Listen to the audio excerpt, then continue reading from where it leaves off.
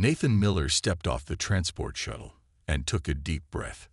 The air in the Interstellar Medical Academy smelled clean but slightly sweet, filtered for dozens of different species.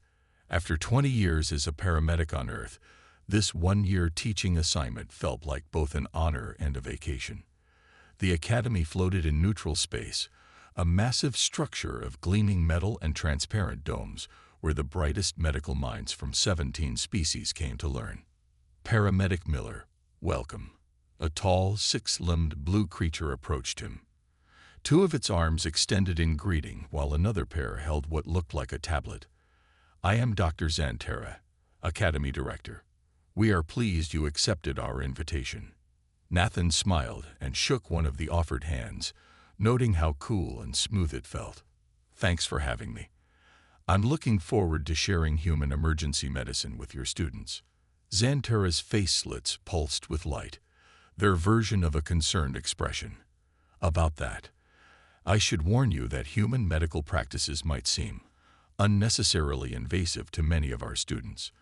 Perhaps we should discuss some cultural briefing before your first class. Nathan waved off the concern. Don't worry. I've been teaching paramedic courses for years. I know how to ease people into the shocking stuff. The next morning, Nathan stood before 30 alien students in a semicircular classroom. Their appearances varied wildly. Some had too many limbs, others had none. Some breathed through skin, others through elaborate filters. A few floated rather than sat in their adaptive learning stations. Good morning, everyone. I'm paramedic Nathan Miller from Earth. For the next 6 months, I'll be teaching human emergency medical response. Nathan smiled at the curious faces. Let's start with something basic that any human first responder learns on day one: cardiopulmonary resuscitation, or CPR. He activated the room's holographic projector, which displayed a standard CPR training video. It showed a human instructor demonstrating chest compressions on a practice dummy, explaining the need to push hard enough to depress the chest by 2 inches. A wave of distress signals filled the room. Several students changed colors rapidly. One emitted a high-pitched sound. In the back row, a plant-like being with flower petal ears folded in on itself. As you can see, Nathan continued, not immediately realizing the reaction. Effective CPR often breaks ribs, but that's better than. A crystalline being in the front row, Z-Tac according to Nathan's roster, flashed bright red and fell from their hovering position, clattering to the floor. Medical emergency. Called a gelatinous student named Clicks, who flowed from their station to check on Z-Tac. Nathan rushed forward. Let me help. I'm trained for. Please step back. Clicks's body rippled with alarmed orange patterns. Your methods may cause further harm. Nathan froze as Clicks extended a pseudopod over Z-Tac, emitting a soft humming vibration. Within seconds, the crystalline student regained their normal blue glow and floated back up. I apologize for my reaction. Z-Tac's voice chimed like glass bells. I was unprepared for the visual of deliberately fracturing support structures to force cardiac function. An insectoid student with compound eyes raised a delicate appendage. Instructor Miller, are we to understand that humans physically break each other's internal support frames as a healing method? Well, when you put it that way. Nathan felt sweat form on his forehead. Yes, sometimes we do. Human bodies are remarkably resilient and can heal from significant trauma. The room filled with the aliens' equivalent of murmurs and gasps. After class, Nathan sat in his quarters reviewing student feedback. The words barbaric, primitive, and traumatizing appeared repeatedly. One student had formally requested transfer to a different course, citing irreconcilable biological distress responses to human medical demonstrations. A knock sounded at his door. Another human, the first he'd seen since arriving, stood there with a sympathetic smile. Rough first day, she asked. I'm Dr. Olivia Grant, Cynobiology. I've been here 3 years. She offered a mug of something that smelled like coffee. Trust me, it gets easier. But first, we need to talk about how the rest of the galaxy views medicine. What we consider life-saving, they see as torture. Nathan accepted the mud with a grateful nod. I think I just discovered it the hard way. Olivia Grant sat across from Nathan in the Academy's garden dome. Real plants from dozens of worlds grew here, creating a peaceful spot where the air smelled like flowers and fresh soil. Her coffee mug was empty, but Nathan's remained untouched.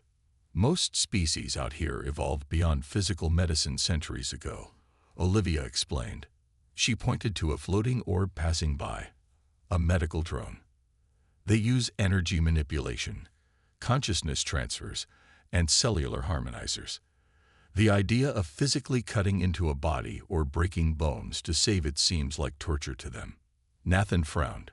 But sometimes you need to be direct. What happens in emergencies when their fancy tech fails? That's exactly why the Academy invited you, Olivia said. Your methods seem brutal, but they're effective in crisis situations. The problem is preparing the students for the culture shock. Nathan rubbed his face. I should have created a better introduction. I just didn't expect fainting. Lumidarians like Z-Tac experience everything as vibrations through their crystal structure. Watching bones break is literally painful for them. Olivia smiled. Maybe start with the theory before showing the practice. Meanwhile, in the student dining hall, Klix, Vreen, and Z-Tac sat together discussing their first human medicine class. The dining hall accommodated all species, nutrient baths for some, light absorption stations for others, and traditional tables for those who ate solid food. I still feel vibrations from that video, Z-Tac said, their crystal body humming softly. How can humans consider breaking internal structures a healing practice? Klix's body rippled with thoughtful blue patterns. Perhaps their bodies are unusually resilient. My preliminary research shows humans can regrow liver tissue and heal broken bones naturally. Vreen's compound eyes shifted as the insectoid student considered this. Many prey species on my world develop emergency healing responses. Perhaps humans evolved as prey animals. That would explain much, Z-Tac agreed. The need for immediate field treatment without advanced technology. A new voice joined their conversation. You're partially right.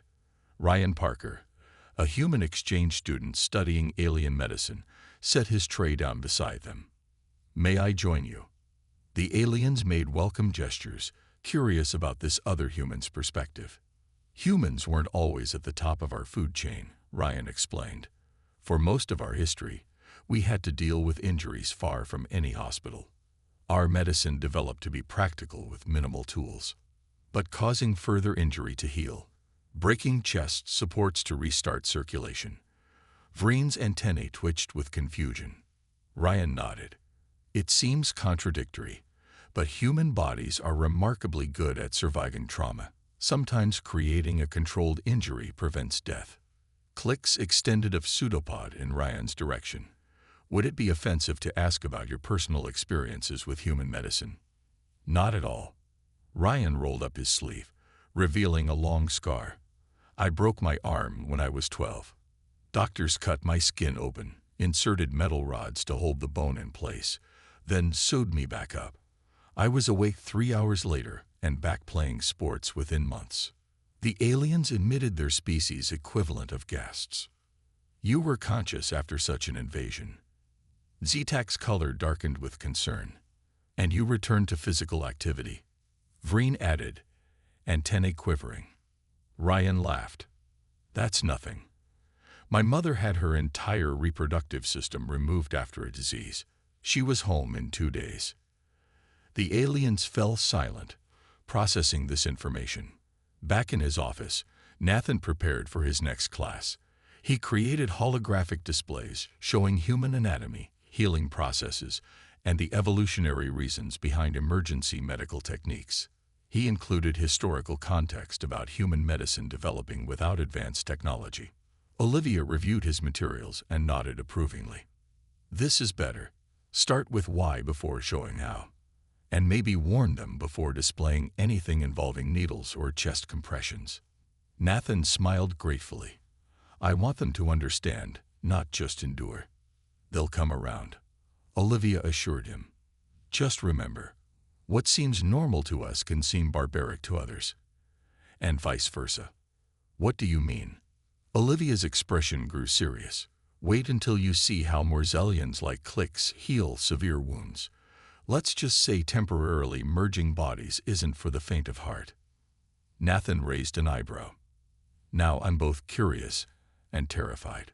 Welcome to Galactic Medicine, Olivia laughed, where everyone thinks everyone else's methods are bizarre. The Academy's biodome was a marvel of engineering. It contained plants and environments from 30 different worlds, all carefully separated yet visible to visitors. Nathan walked with his class through the Earth section, where oak trees and wildflowers grew under artificial sunlight. The alien students kept a cautious distance from him after yesterday's class, but they seemed interested in Earth's plant life. Many of our early medicines came from plants, Nathan explained, touching a patch of green moss. Before we had advanced technology, humans learned which plants could heal wounds or fight infection. Z-Tac hovered closer, their crystalline body reflecting light in curious patterns. This is similar across many worlds. Life helping life. Nathan smiled, relieved at this small moment of connection. Exactly. Despite our differences, the goals of medicine are universal: to heal, to save, to extend life. The class moved toward the transition chamber that would take them to the Morzelian swamp habitat next. Cliques flowed with excited ripples, eager to show their homeworld's healing plants. A sudden alarm blared through the biodome. Red lights flashed along the walls. Containment breach in Sector 7. All personnel evacuate immediately. The computer's voice echoed through the structure. That's 2 sectors away, Nathan said, checking the emergency map on the wall. We should be safe if we... A thunderous crack interrupted him as the ceiling above the transition chamber split. Metal support beams groaned and snapped. Nathan reacted instantly. Everyone back, he shouted, pushing the nearest students away from the danger.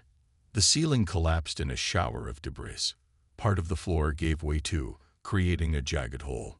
Nathan grabbed a vine-like student who was sliding toward the edge, pulling them to safety. When he looked back, he realized 4 figures were missing. Clix, Vreen, Z-Tac, and Ryan. They fell through. A mushroom-shaped student cried out. Nathan peered down through the hole. About 15 feet below, he could see the 4 students in a small maintenance chamber. Ryan lay motionless, a metal beam across his legs. Blood pooled around his head. The aliens appeared stunned but conscious. Are you hurt? Nathan called down. I am functional. Z-Tac's voice chimed back. But Ryan is damaged. He does not respond. A new alarm sounded, deeper and more urgent than the first. The computer voice returned. Warning. Atmospheric containment failing in lower sectors. Oxygen depletion in 5 minutes. Nathan turned to the remaining students. Go to the emergency shelter. I'll help the others. The medical drones will respond, one student offered. Look, Nathan pointed to a crushed metal shape near the hole. That was the medical drone. And the main systems are down because of the breach. He grabbed the emergency kit from the wall. I'm going down there. Before the students could protest, Nathan found a sturdy vine from the Earth habitat, tied it to a support beam, and lowered himself into the hole. He dropped the last few feet, landing beside the fallen students. Ryan looked bad. A gash on his forehead bled freely, and his breathing was shallow and rapid. One leg was bent at an unnatural angle under the metal beam. The human requires immediate medical assistance, Vreen said, antennae twitching anxiously. But our connection to the central medical system is severed. Nathan knelt beside Ryan and checked his pulse. Weak and thready, he muttered. Possible internal bleeding and head trauma. Cliques flowed closer, their gelatinous body rippling with concern. Can your methods help him? Yes, but Nathan looked at the 3 alien students. I'll need to use those emergency techniques I mentioned in class. The ones that seemed brutal to you. The aliens exchanged glances. We have limited options, Zetak noted, their crystal surface dimming with concern. And limited time. The chamber shuddered. A display panel on the wall flashed a warning. Oxygen level, 87%, and falling. Nathan opened his emergency kit and pulled out a pressure bandage. I'll do what I can, but I have to warn you, it won't be pretty. We will assist, Vreen said, moving closer. How can we help? Nathan took a deep breath. First, we need to stop the bleeding. Then check for other injuries. After that, he looked at Ryan's still form. We might need to do that CPR I showed you. Zetak's crystal body flickered with nervous light. The rib-breaking procedure. Only if his heart stops, Nathan said. Let's hope it doesn't come to that. Another tremor shook the chamber. A pipe burst in the ceiling, releasing a hiss of gas. Atmospheric mixture compromised. The computer warned. Toxin detected. Nathan looked at the aliens, his expression grim. We need to work fast. Nathan moved quickly, his hand steady despite the danger. He gently turned Ryan's head to the side, allowing blood to drain from his mouth rather than choke him. First rule of emergency medicine, Nathan said, is to ensure the airway is clear. The aliens watched in silence as Nathan checked Ryan's breathing and pulse again. His breathing is getting worse, Nathan muttered. He looked up at the aliens. I need to stop the bleeding and check for other injuries. Nathan cut away Ryan's shirt with scissors from his kit. Purple bruises were already forming across Ryan's chest. Nathan pressed his hands along Ryan's ribs, feeling for breaks. 2 broken ribs on the left side, he reported, possibly a punctured lung. Vreen's antennae twitched. How can you determine this without scanning equipment? Years of practice, Nathan replied. Human medics learn to feel injuries through skin. Nathan turned his attention to the head wound. Blood continued to flow freely from the gash on Ryan's forehead. He pulled out a package from his kit and tore it open. What is that? Clicks asked, flowing closer to see. Wound closure strips. Nathan cleaned the wound with an antiseptic wipe, causing Ryan to moan in pain. Sorry, buddy, he said, though Ryan remained unconscious. The aliens watched as Nathan pinched the edges of the wound together and applied the strips, pulling the skin closed. Blood oozed between the strips. It needs stitches, but this will have to do for now. Nathan applied a pressure bandage over the strips. Zetak hovered nearby, crystal surface flickering with concern. The human fluid, blood, continues to leak. Internal bleeding is our biggest concern, Nathan said. He placed his hands on Ryan's abdomen, pressing in different spots. When he reached the lower right quadrant, Ryan moaned again. Tender in the right lower quadrant. Could be liver damage. Nathan turned to the metal beam pinning Ryan's leg. We need to move this to check his leg, but we have to be careful. If it's been acting as a pressure point on a severed artery, removing it could cause him to bleed out. How can we assist? Vreen asked. Help me lift it just enough to slide his leg out. Nathan positioned himself at one end of the beam. On my count. 1, 2, 3. Together they lifted the beam a few inches. Zetak used their crystalline manipulation abilities to help support the weight. Nathan quickly but gently pulled Ryan's leg free. Then they lowered the beam back down. Ryan's leg was clearly broken, bent at an unnatural angle below the knee. Nathan removed a set of inflatable splints from his kit. I need to straighten it before I can splint it, he explained. This will be difficult to watch. We will endure, Zetak said, though their color dimmed noticeably. Nathan took a firm grip on Ryan's ankle and knee. Normally I'd give pain medication first, but he's unconscious, and we don't have time. With a quick, practiced motion, Nathan pulled and twisted, realigning the broken bone with a sickening crack. Clicks turned a pale green color. Vreen's antennae went completely flat. Zetak seemed to shrink in size. I know it seems brutal, Nathan said as he applied the splint, but a misaligned bone can damage blood vessels and nerves. This gives him the best chance of healing properly. Just as Nathan finished securing the splint, Ryan's breathing became more labored, then stopped altogether. He's not breathing. Nathan immediately tilted Ryan's head back and gave 2 rescue breaths. He placed his fingers on Ryan's neck. No pulse. Starting CPR. Nathan positioned his hands on the center of Ryan's chest and began compressions, pushing hard and fast.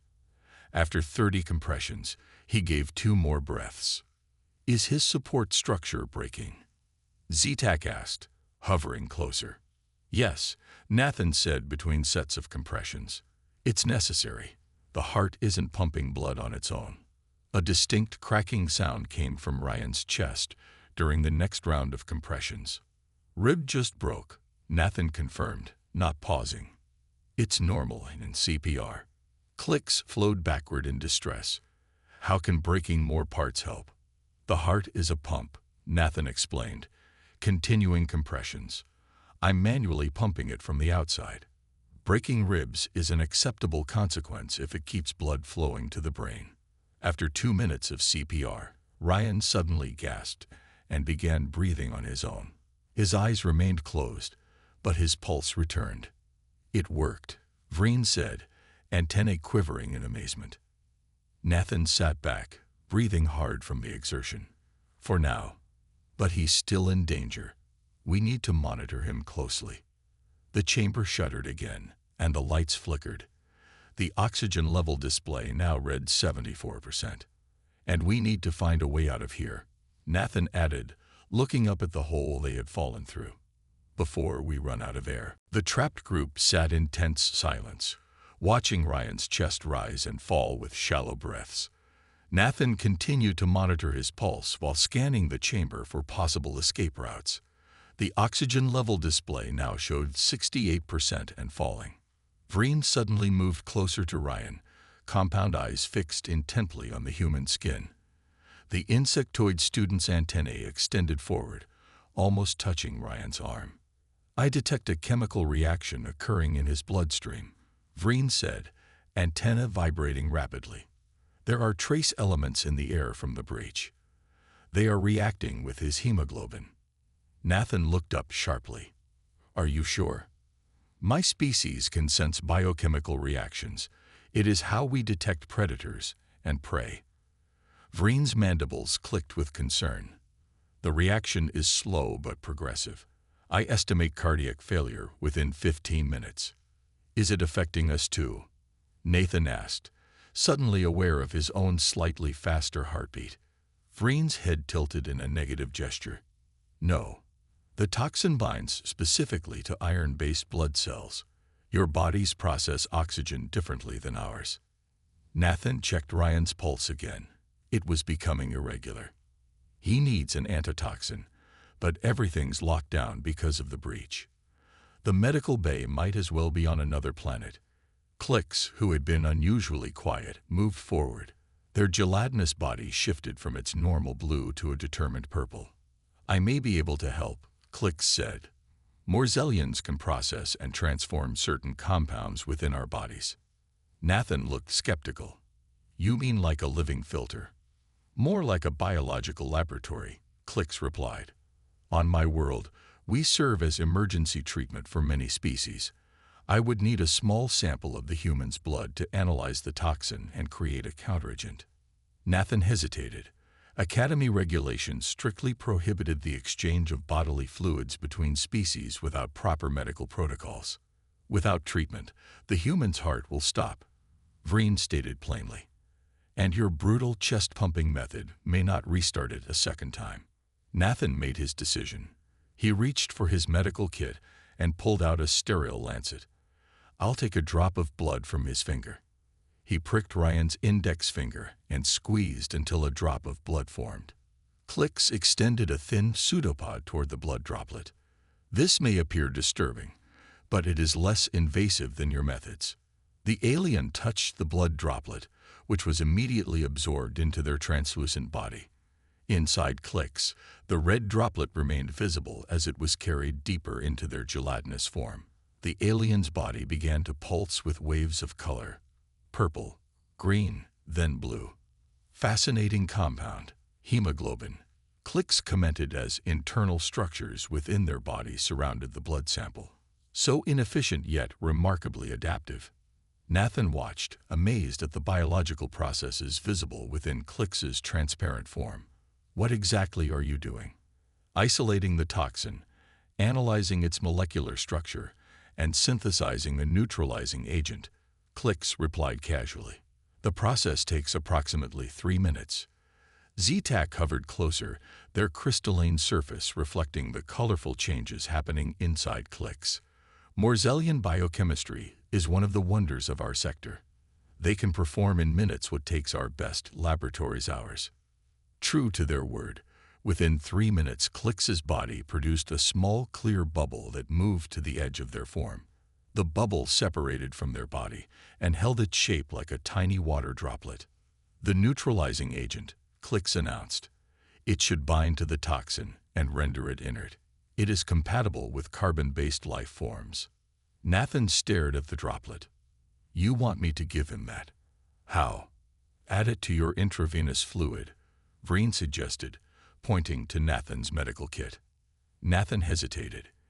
In human medicine, we don't typically inject unknown substances from alien life forms. Is it more brutal than breaking his chest supports? Z-Tac asked innocently. Nathan almost smiled despite the situation. Fair point.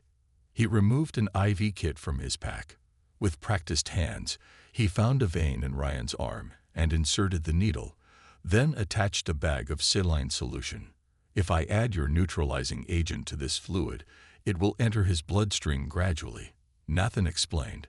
He carefully took the droplet from Clix and injected it into the IV port. The effect was almost immediate. Ryan's breathing became deeper and more regular. His pulse strengthened. It's working, Nathan said, relief evident in his voice. The chamber shuddered again, more violently this time. A section of ceiling collapsed near the far wall, revealing a maintenance tunnel. A way out, Vreen exclaimed. And just in time, Nathan said, looking at the oxygen display which now read 52%. Let's get Ryan stabilized for transport and get out of here. Moving Ryan required careful planning. Nathan cut strips from his own shirt to secure the splint more firmly on Ryan's leg. He then showed the aliens how to make a stretcher using 2 metal rods that had fallen from the ceiling and his emergency blanket. We need to keep his neck and spine stable, Nathan explained as they slid Ryan onto the makeshift stretcher.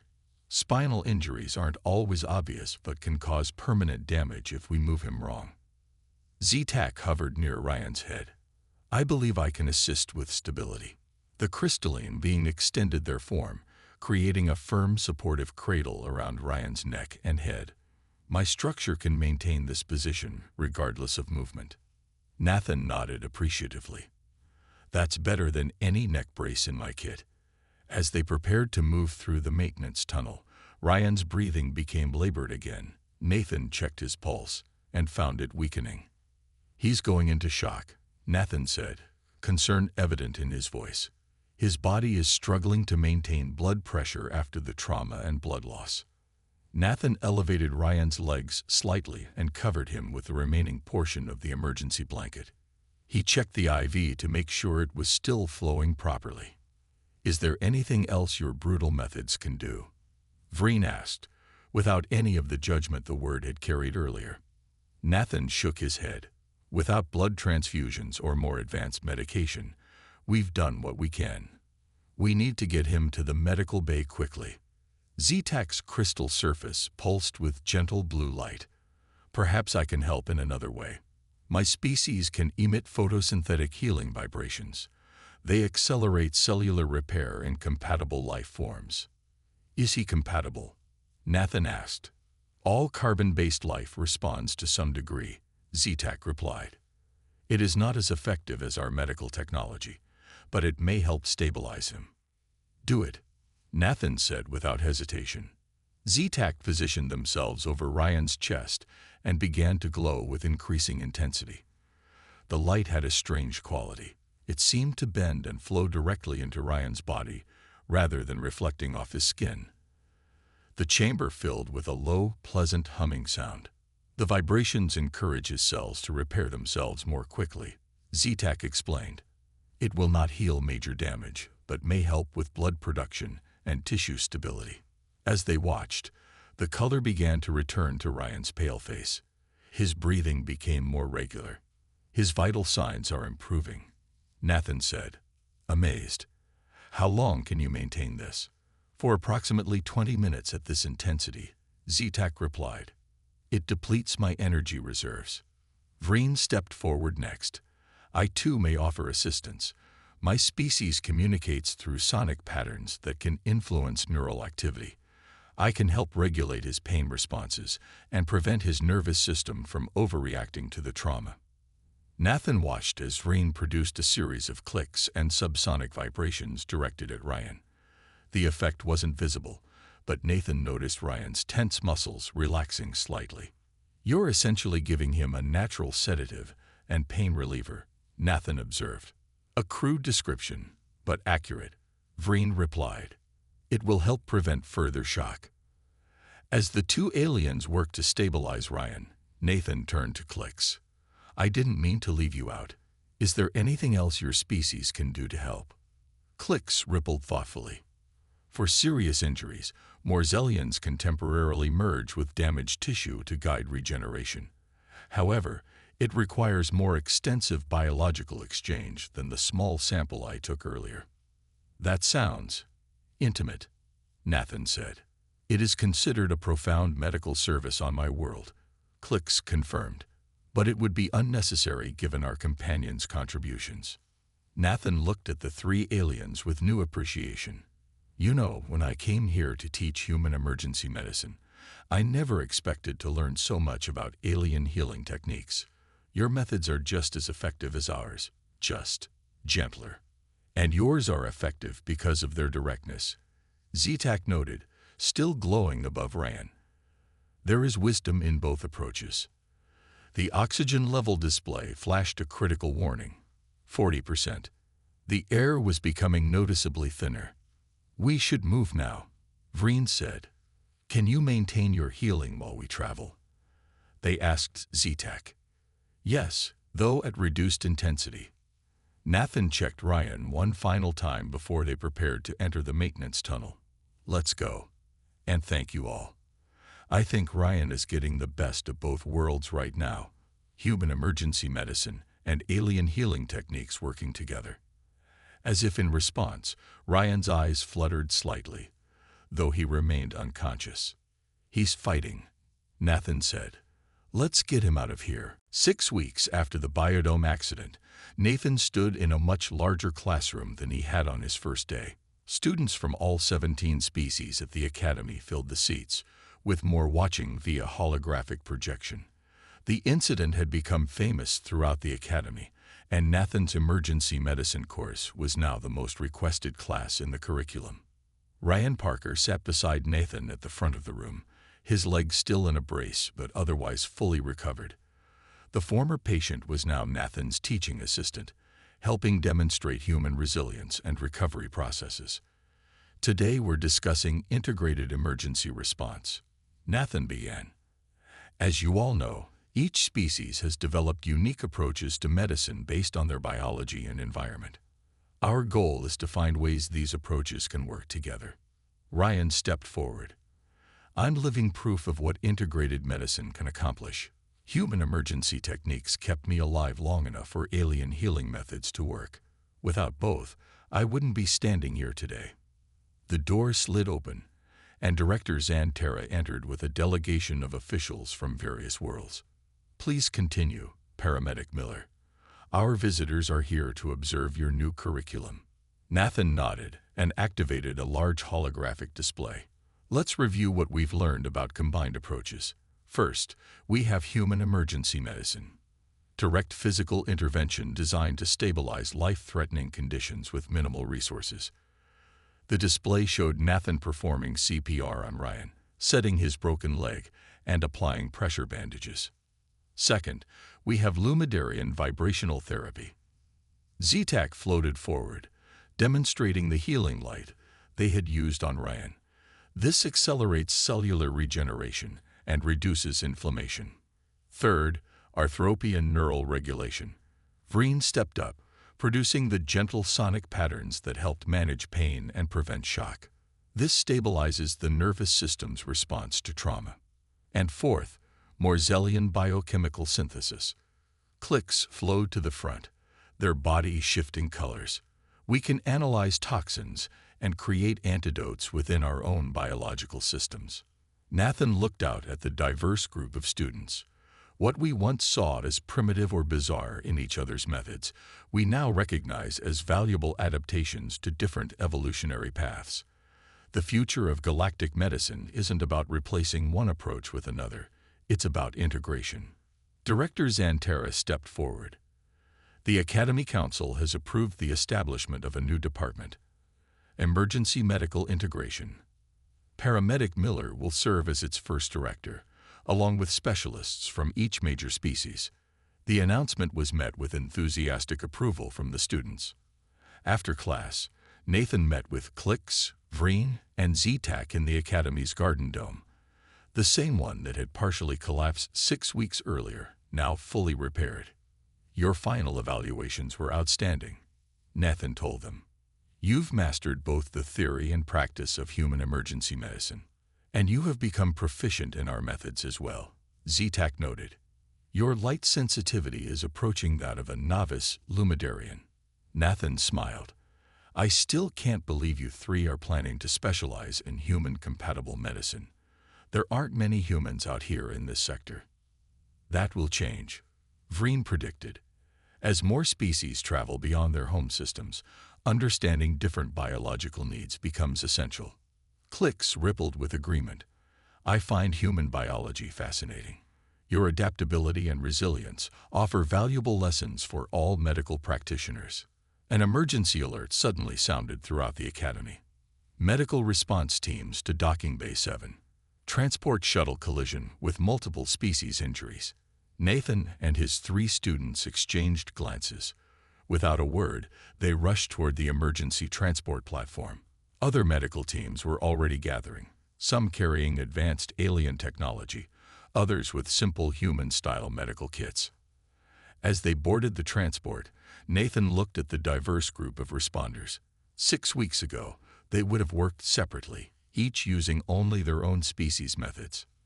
Now they moved as a unified team, ready to combine their different approaches. The transport doors closed, and they sped toward the emergency. Nathan felt a sense of pride watching Clicks, Vreen, and Z-Tak checking their supplies, each carrying both advanced alien devices and basic human first aid equipment. What had begun as cultural shock had transformed into something revolutionary, a truly galactic approach to medicine that recognized the value in all methods, from the gentlest energy manipulation to the most direct physical intervention.